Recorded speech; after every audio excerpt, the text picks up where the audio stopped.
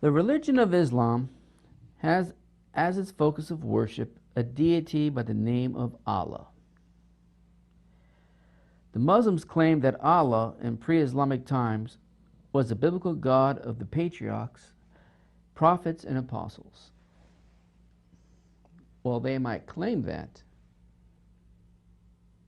but that's the furthest thing from the truth.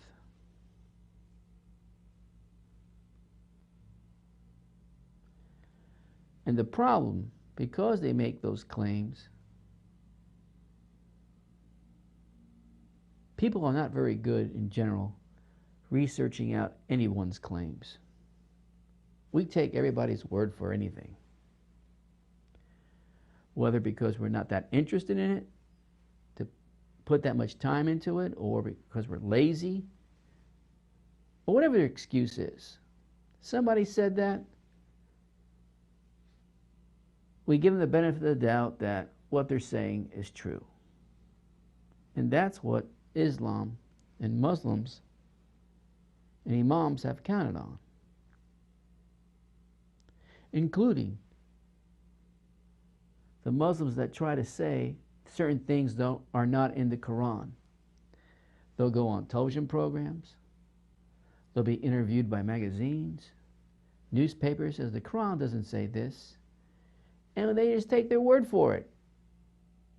And they're actually lying to you, because the Quran actually says some of the things that they're being asked.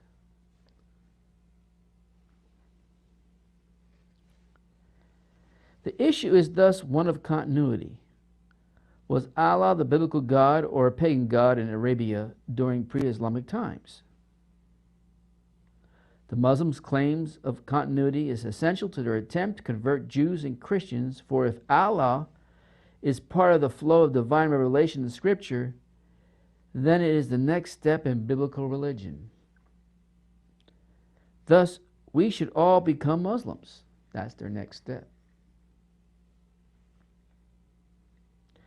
But on the other hand, if Allah was a pre-Islamic pagan deity, then its core claim is refuted. Religious claims often fall before the results of hard science, such as archaeology. That's why it's important to know the archaeology of the Middle East, especially concerning not just pre-Islamic times, but Islamic times. We can endlessly speculate about the past or go and dig it up and see what the evidence reveals. This is the only way to find out the truth concerning the origins of Allah. Excuse me. As we shall see, the hard evidence demonstrates that the God Allah was a pagan deity. In fact, he was the moon god who was married to the sun goddess, and the stars were his daughters. More specifically, 3 daughters, 3 stars. Archaeologists have uncovered temples to the moon god throughout the Middle East, from the mountains of Turkey to the banks of the Nile. The most widespread religion of the ancient world was the worship of the moon god. That's a loaded statement, friends. The most widespread religion of the ancient world was the worship of the moon god. In the first literate civilization, the Sumerians have left us thousands of clay tablets in which they describe their religious beliefs. As demonstrated by Joberg and Hall, the ancient Sumerians worshipped a moon god who was called many different names. The most popular names were Nana, Sin, spelled S-U-E-N, and Azimbabar. His symbol was the crescent moon.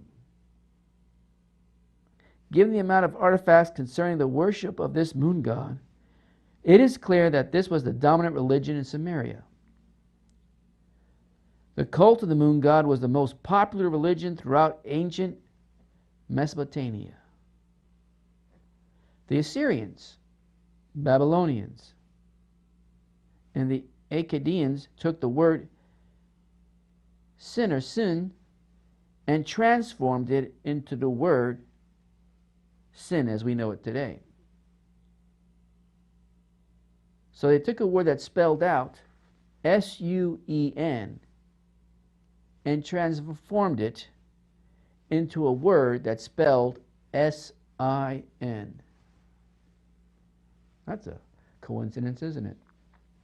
From S-U-E-N to S-I-N. They took the word and transformed the word sin into sin, S-I-N, as their favorite name for the moon god. God controls history, my friend. I've said it for many years. And he's kind of smacked us in the face with the evidence out there. And I've told you, the moon god is not something that Mohammed created in the 6th century. It goes back thousands of years. I personally believe it was introduced pre-flood. But then after the Noah's flood, it came once again into existence and it flourished. As the years went by, people refused to believe, in my opinion, that, or if they did believe it, they were going to do everything in their power to not be destroyed again by a flood or anything else that was so devastating. And they adopted and latched onto any false deity they could think of. And I believe another introduction of fallen angels after the flood was introduced, along with demonic spirits, and influenced these people into following a path that eventually leads to destruction. Tower of Babel is one case in point. But let's continue. Sin, S-I-N, the favorite name of the moon god, is a name essentially Sumerian in origin, which had been borrowed by the Semites. In ancient Syria and Canaan, the moon god Sin was usually represented by the moon in its crescent phase. At times, the full moon was placed inside the crescent moon to emphasize all the phases of the moon. The sun goddess was the wife of Sin, S-I-N again, and the stars were their daughters. For example, Ishtar was a daughter of Sin, a daughter of this moon god. Sacrifices to the moon god are described in the Pas-Shamra text. In the Ugaritic text, the moon god was sometimes called Kusu, spelled, by the way, K-U-S-U-H.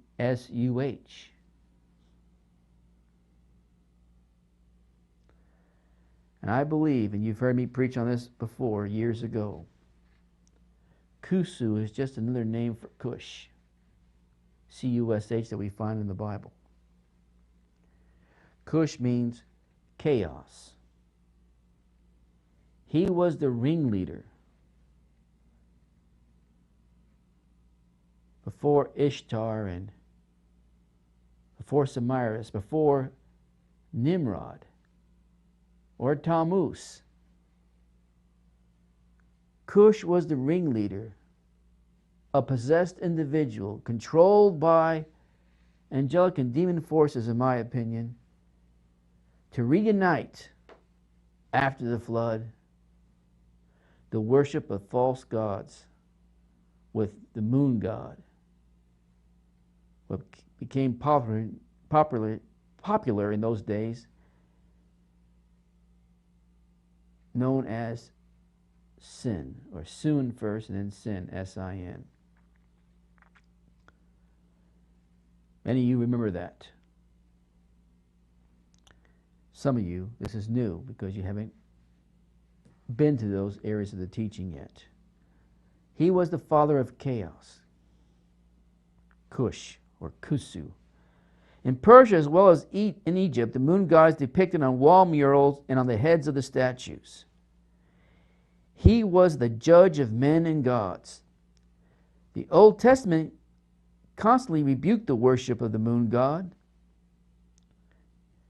I mean, you can see that examples in Deuteronomy, Jeremiah, 2 Kings, Zephaniah, all throughout the Old Testament. I track those rebellions, and then they get back on track, and they rebelled again, over and over and over, until God had enough. It's in the series. I believe it's in the video series, and I know it's in the written format. It's important that you either review it again, or listen or read it for the very first time. When Israel fell into idolatry, it was using the cult of the moon god. As a matter of fact, everywhere in the ancient world, the symbol of the crescent moon can be found on seal impressions, steles, pottery, amulets, clay tables, cylinders, weights, earrings, necklaces, wall murals. Remember the Gideon teaching? Towards the end of the story, we even found it on jewelry. Go back to that and review it. In Tel El Obeid, a copper calf was found with a crescent moon on its forehead. And I believe, and I already preached on this, the molten calf that Aaron, those rebellious people, created while Moses and Joshua were up on the hill. I believe, and there's plenty of examples that we can find in Egyptian history around that same period, that a molten calf between its ears would have a crescent moon. Once again, this is not new to those of you who have listened to me preach on this before. An idol with the body of a bull and the head of a man has a crescent moon inlaid on its forehead with shells. In Ur was in southern Iraq. In Ur, the stele or Ur-Nammu has a crescent symbol placed at top of the greater register of gods because the moon god was the head of the gods. Even bread was baked in the form of a crescent as an act of devotion to the moon god. The Ur of the Chaldees was so devoted to the moon god that it was sometimes called Nanar in tablets from that time period. A temple of the moon god has been excavated in Ur by Sir Leonard Woodley. He dug up many examples of moon worship in Ur, and these are displayed in the British Museum to this day. Haran, it would be in northern Syria today, was likewise noted for its devotion to the moon god. In the 1950s, a major temple to the moon god was excavated at Hazor in Palestine. 2 idols of the moon god were found. Each was a statue of a man sitting upon a throne with a crescent moon carved on his chest. The accompanying inscriptions make it clear that these were idols of the moon god. Several smaller statues were also found, which were identified by their inscriptions as the daughters of the moon god. But what about Arabia? As pointed out by Professor Kuhn, Muslims are notoriously loath to preserve traditions of earlier paganism and like to garble what pre-Islamic history they permit to survive in anachronistic terms. During the 19th century, Ahmud, Helvi, and Kleiser went to southern Arabia and dug up thousands of Sabine, Minian, and Qatabanian inscriptions, which was subsequently translated. In the 1940s, the archaeologist G. Kenton Thompson and Carlton S. Kuhn made some amazing discoveries in Arabia. During the 1950s, Wendell Phillips, W. F. Albright, Richard Bowen, and others excavated sites at Qataban, Timna, and Marib, the ancient capital of Sheba. Thousands of inscriptions from walls, thousands, folks, of inscriptions from walls and rocks in northern Arabia have also been collected. Reliefs and bowls used in the worship of the daughters of Allah has also been discovered. The three daughters, Al-Lat, Al-Usa, and Manat, are sometimes depicted together with Allah, the moon god, represented by a crescent moon above them. The archaeological evidence demonstrates that the dominant religion of Arabia was the cult of the moon god. Why I'm reading this, because we're right now looking at the whore, the harlot, which I said, using the book of Revelation and the Old Testament, that this is none other than areas and locations in Saudi Arabia. That's why I decided to review some of the history to catch people up. In the Old Testament times, Nabonidus, 555 and 539 BC, the last king of Babylon, built Tema, Arabia, as a center of moon god worship. As I said, according to historians, Nabonidus left his son in charge in Babylon, in Iraq. Some people think he went crazy. Some people thought he had a disease, ulcers. Whatever the reason, he decided to go to northern Arabia and dwell there. And like I said, he kick-started and put it on overdrive, the moon god worship and religion. And he built a temple. While he was there, and he established this temple in Arabia as the center of moon god worship. Segal stated, South Arabia's stellar religion has always been dominated by the moon god in various variations. Many scholars have also noted that the moon god's name, Sin, S-I-N, is a part of such Arabic words as Sinai, S-I-N-A-I, and the wilderness of Sin, S-I-N, etc. When the popularity of the moon god waned elsewhere, the Arabs remained true to their conviction that the moon god was the greatest of all gods. When it was waning in elsewhere locations, the beast knew where to go. If you really think about it.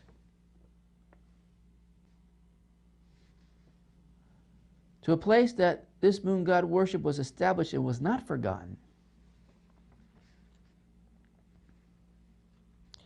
When the popularity of the moon god waned elsewhere, the Arabs remained true to their conviction that the moon god was the greatest of all gods. While they worshipped 360 gods at the Kaaba in Mecca, the moon god was the chief deity. Mecca was in fact, built as a shrine for the moon god. This is what made it the most sacred site of Arabian paganism. In 1944, G. Kenton Thompson revealed in her book, The Tombs in the Moon Temple of Huriha, I can't even say that that she had uncovered a temple of the moon god in southern Arabia. The symbols of the crescent moon and no less than 21 inscriptions with the same name, Sin, S-I-N, were found in this temple. An idol which may be the moon god himself was also discovered. This was later confirmed by other well-known archaeologists. The evidence reveals that the temple of the moon god was active in the Christian era. Evidence gathered from both North and South Arabia demonstrate that the moon god worship was clearly active even in Muhammad's day and was still the dominant cult. According to numerous inscriptions, while the name of the moon god was Sin, his title was Al-Ilah, or A-L-I-L-A-H. The deity, meaning that he was a chief or high god among the gods. As Kuhn pointed out, the god Il or Ilah was originally a phase of the moon god. The moon god was called Al-Ilah, the god, which was shortened to Allah in the pre-Islamic times. The pagan Arabs even used Allah in the names they gave to their children. For example, both Muhammad's father and uncle had Allah as part of their names. The fact that they were given such names by their pagan parents proves that Allah was the title for the moon god even in Muhammad's day. Professor Kuhn goes on to say, under Muhammad's tutelage, the relatively anonymous Allah became Al-Ilah, the God, or Allah, the supreme being. This fact answers the question. Question number 1. Why is Allah never defined in the Quran? Why did Muhammad assume that the pagan Arabs already knew who Allah was? Muhammad was raised in the religion of the moon god Allah, but he went one step further than his fellow pagan Arabs. While they believed that Allah, the moon god, was the greatest of all gods, the supreme deity in a pantheon of deities, Muhammad decided that Allah was not only the greatest God, but the only God. In effect,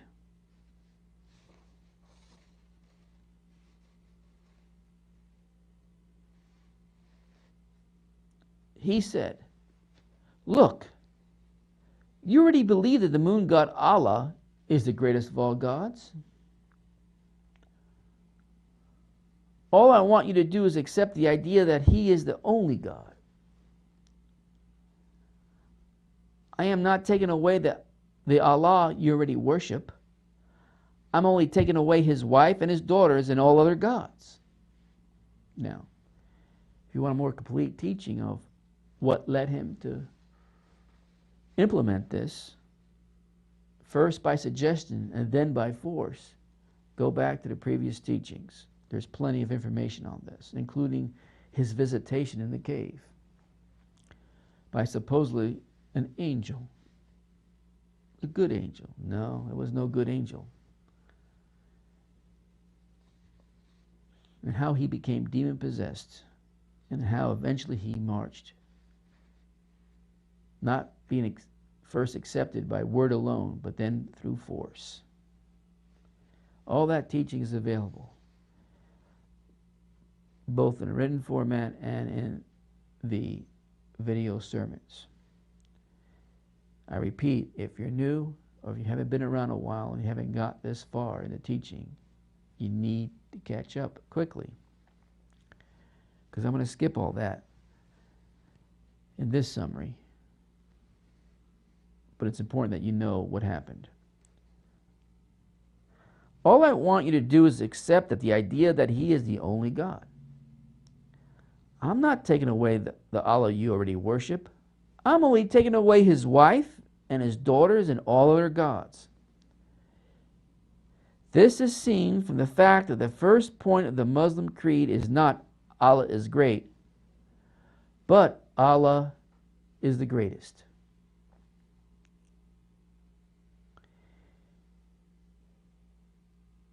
He is the greatest among the gods. Why would Muhammad say that Allah is the greatest, except in a polytheistic context? The Arabic word is used to contrast the greater from the lesser.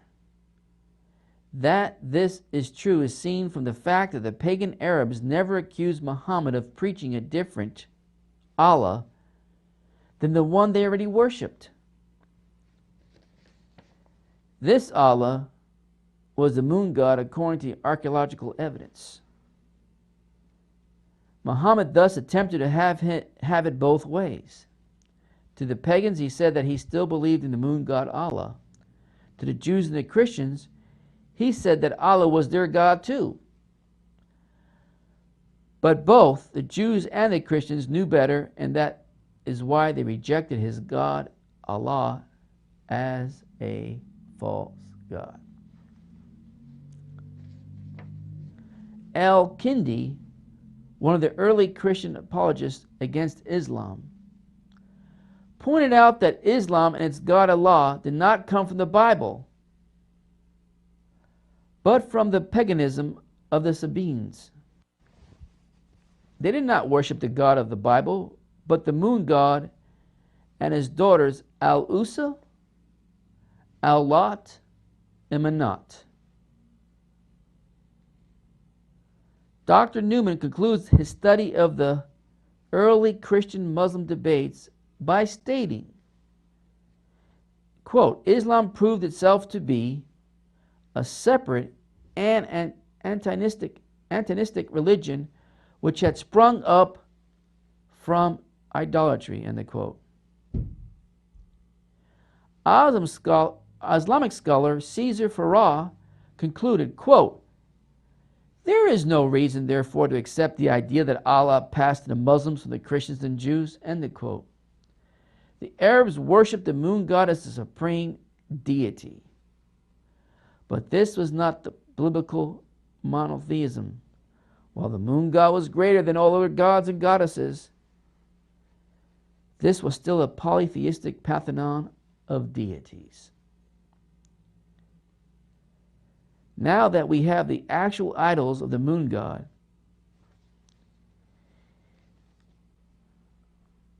it is no longer possible to avoid the fact that Allah was a pagan god in pre-Islamic times. Is it any wonder that the symbol of Islam is the crescent moon? That a crescent moon sits on top of the mosques and minarets? That a crescent moon is found on the flags of Islamic nations? That the Muslims fast during the month which begins and ends with the appearance of the crescent moon in the sky?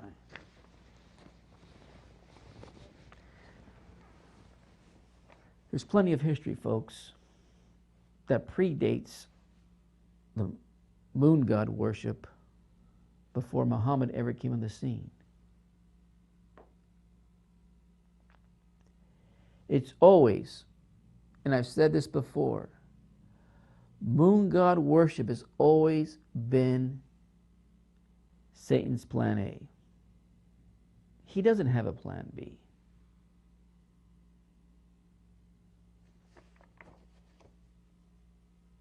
He just not wants to be worshipped.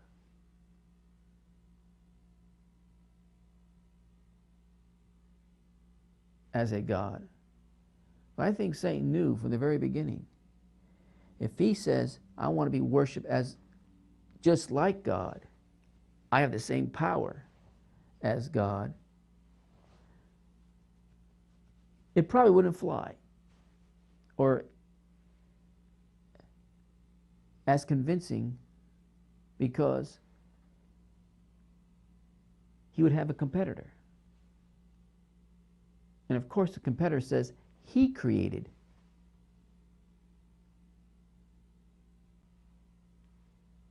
Satan.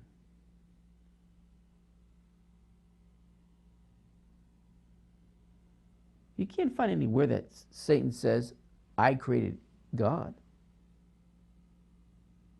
But you find all throughout the ancient manuscripts,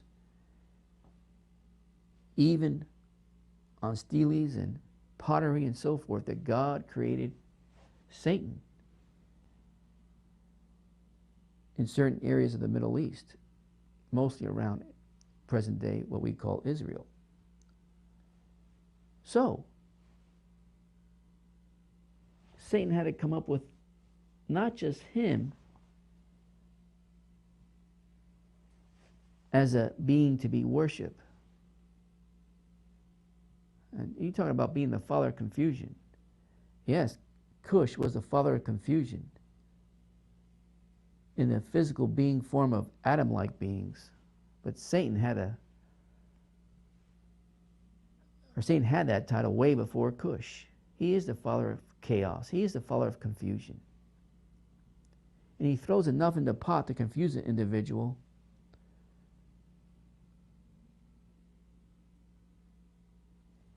And usually he does his bidding by providing something to mankind that God up to that point hadn't provided yet, because God didn't want to introduce it at that point yet. Thus forth the story of Enoch and what the fallen angels prior to the flood introduced to Adam-like beings.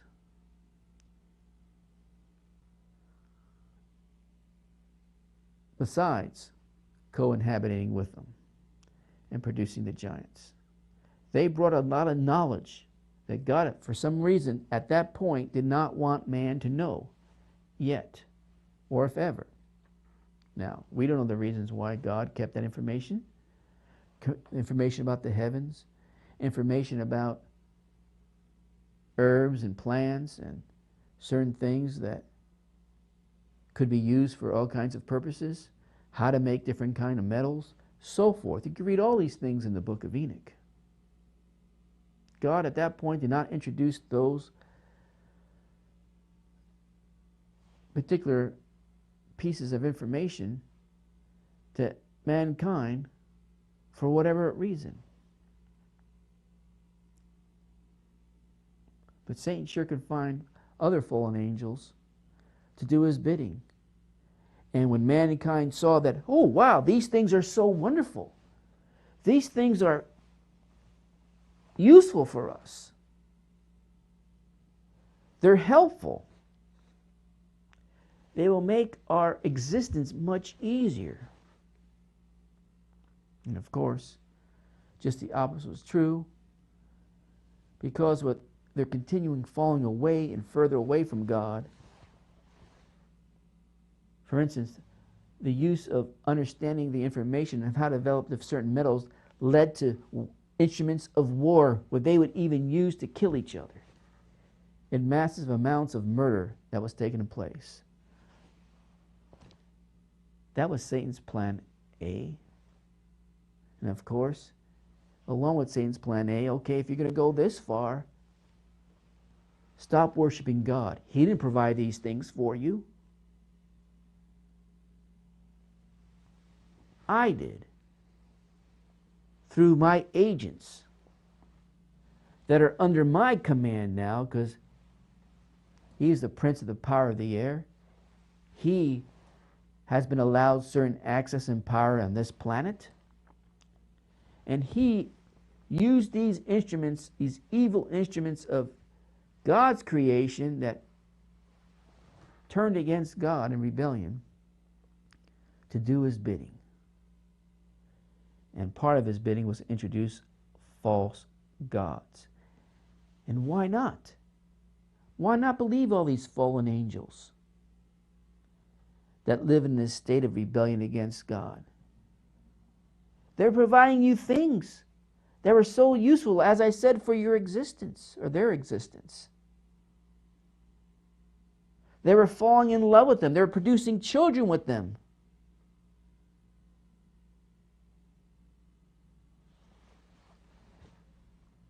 They were providing information about things they never knew about. And all these things seem so beneficial. Why not believe? Now what they were also introducing, a false god, or gods, that should be worshipped, because that other God really doesn't care for you. Look, he hasn't provided these things. Look at your life. It's hard. You have to go through toil and pain and misery. And we're trying to provide you things that could ease some of those difficulties in your life. And of course, mankind being mankind fell for that trap. And he's been falling since those things and false gods have been introduced. Now, God will have the last word, I believe, before he's finished with this planet and mankind on it. Every false temple, false god, including all the moon god worship, will be destroyed. And I personally believe, I have no scripture for this, that he's going to make the moon god worshippers destroy it themselves. Not just a personal belief. Now, Satan has always had this plan A. And he has willing evil agents to carry out these plans.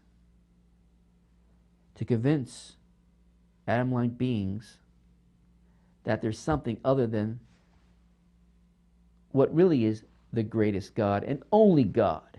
There's only one God. And he only had one begotten Son. And I have more to say about the begotten Son, by the way, because you'll see the phrase, the sons of God. Well, how does that match up with the only begotten Son? I'll have something to say about that in the future. But he's always had this plan B. Unfortunately, he's been able to disguise his plan B,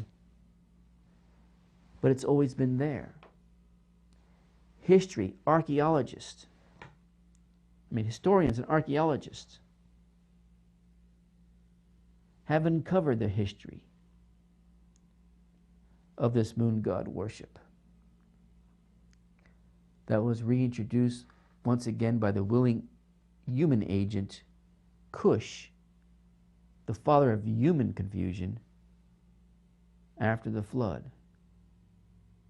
And then, when the beast arrived back on the scene, he knew exactly, under Satan's orders, the area to go to possess, eventually, a false prophet. Not something in the future, but something that's happened in the past. And those of you who listen to me know exactly what I'm referring to. Mohammed. Now, I plan to go further into this history as a refresher to most of you and to some of you for the very first time. I encourage you once again, catch up as fast as you can. And we'll look into the origins of the name of Allah next, as we briefly, for the next program or two, summarize all this before we move further into that whore, that harlot in the book of Revelation. Now, play a song. If you're interested, and if you find this interesting, communicate to me that right now, either an email or by a phone call, and do it now when I play a song.